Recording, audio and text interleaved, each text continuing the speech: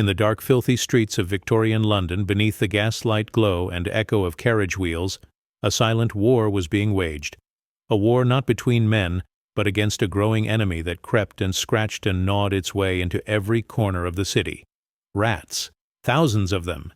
They infested the alleys, burrowed into homes, and crawled through markets and sewers. Disease followed their trail. Typhus, leptospirosis, and even the plague made deadly comebacks. In this chaos, a new profession was born. One of the most grotesque and dangerous jobs in history, the rat catcher. But who were these grim figures that hunted in the shadows? Were they saviors, or scavengers feeding on fear? Welcome to the channel. Today we explore the curious origins of one of history's strangest jobs, professions, and tell the surprisingly delightful story of the rat catchers of London. If you enjoyed this video, be sure to hit that thumbs up button and subscribe for more amazing historical tales. It might surprise you to learn that the rat catcher was a profession generally filled by those who had little choice in the matter. That is to say, they were generally the poorest of the poor. Imagine a society stratified into rigid classes, where birth determined your occupation and chances for advancement.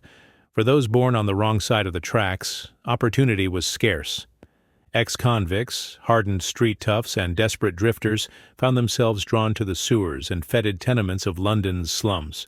Armed with nothing but a pair of sturdy gloves, a sack for holding their spoils, and whatever courage they could muster, they descended into the city's underbelly to do battle with its unseen foe. They came armed with an array of simple yet effective tools: wooden rat traps, handmade poison, and cages full of ferrets trained to flush out their prey from holes and walls. To combat the biggest and boldest rodents, many rat catchers kept small but fierce dogs, terriers bred to kill dozens of rats in mere minutes. Once caught, the rats had several fates awaiting them. Some were immediately dispatched, their tiny lives snuffed out to prevent the spread of disease. Others, however, were kept alive, not for any humane reason, but because they represented profit. See, rats were a source of income, a means to fill empty stomachs and pad thin wallets. Many of these underground hunters would capture the rats and then sell them to public houses, pits, and arenas, where the most popular form of entertainment involved baiting rats with dogs. Here, amidst the din of excited crowds, the rats would be tossed into pits or set loose in enclosed spaces while dogs ripped and tore into them. Spectators would cheer and place bets on how many rats a dog could kill in under a minute. It was a macabre spectacle, but it paid well. And so some rat catchers bred rats secretly, ensuring a steady supply for their gruesome trade. This dark enterprise led to suspicion and distrust. People started accusing rat catchers of deliberately spreading rats around to ensure a steady income, or of hoarding infestations in one area for resale. Were these claims true, or merely the byproduct of a desperate attempt to tarnish the rat catcher's already soiled reputation? It's hard to say. But whether the accusations were true or not, they stuck.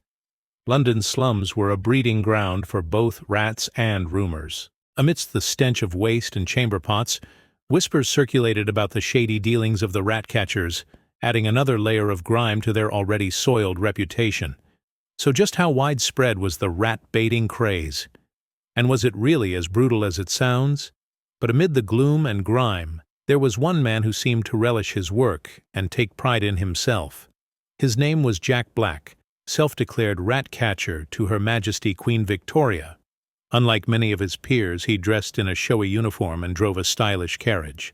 He carried his tools with flair and even caught rats in the open street, not just the grimy back alleys. Black understood showmanship. He knew that a good performance could make him famous, rich, or at least earn him a crust of bread. He wasn't above theatrics, once setting 2 terriers on thousands of rats at Windsor Castle, reportedly killing over 300 in minutes. Black's ambitions were high. He wanted to be the top rat catcher in London. And to achieve that, he did something no one had done before. Jack Black caught rats for sport, but he also bred them, raising rare varieties as pets. Some say he even introduced domesticated rats to the fashionable ladies of Victorian England, starting a peculiar trend. Historians debate the veracity of this claim, but what is certain is that Jack Black became a household name, forever linking the humble rat catcher with the glitter of royalty. He mixed pest control with performance art, turning a dank and dangerous job into a spectacle. Black's legacy is a peculiar mix of grit and glamour, a testament to the Victorian age's obsession with spectacle and cleanliness. Jack Black may have risen to prominence, but let's not forget that for every Jack Black, there were thousands of nameless rat catchers toiling in the shadows. These men worked in the dark, dank corners of London, far from the glimmer of fame or fortune. Many of these men were ex-convicts serving as a form of punishment or jobless laborers seeking a quick shilling. Life as a rat catcher was dangerous and dirty. There were bites, the risk of contracting diseases from the rats and exposure to toxic gases in the sewers. Hunger and malnutrition were constant companions, yet they persevered, venturing into the dankest of basements and the filthiest of sewers. They were the unsung heroes of a bygone era, battling an enemy that bred with alarming speed and struck with deadly precision. It's hard to imagine now, but in the gaslit haze of Victorian London, the rat catcher's existence was a fact. You could hear the squeak of their boots on the cobblestones and spot the flash of a lantern in the grimy window of a tenement building. But their presence was rarely acknowledged, their importance seldom recognized. They worked in the shadow of London's towering wealth and its collapsing slums, trying to keep the city from descending into chaos. Yet it wasn't all grim determination and desperation. There was a camaraderie among the rat catchers, a bond forged in the darkness that united them. They shared tips on the best tools and techniques, information on lucrative contracts, and warnings of particularly nasty infestations. Sometimes they even teamed up, joining forces to tackle the worst of the outbreaks. After all, the rats knew no boundaries, and neither did the men who hunted them. They were a tight-knit community, bound together by their shared struggles and triumphs in a world that offered little understanding or appreciation for their perilous work. But why was it so dangerous? What was it about these little creatures that could bring down a city? Well, the answer lies in the past, and it has everything to do with one man, Christopher Columbus. See, when Columbus arrived in the Americas, he brought with him not just new trade routes, but also stowaways, black rats. These stowaways quickly multiplied and soon became a serious problem. They spread disease, destroyed crops, and invaded homes. People panicked. And so began the age of rat eradication, which failed miserably. Rats are survivors. They adapt easily, and they were here to stay. So instead of eradicating them, people learned to control their damage. This led to the rise of rat-catching professions across Europe and North America, and London was no exception. These men were the original rat catchers, working in the trenches of sanitation and disease. They faced angry mobs, desperate landlords, and heaps of dead rats, all while contending with a lack of recognition and respect. Rat catchers were the silent heroes of the Industrial Revolution, battling a foe that threatened to engulf the city.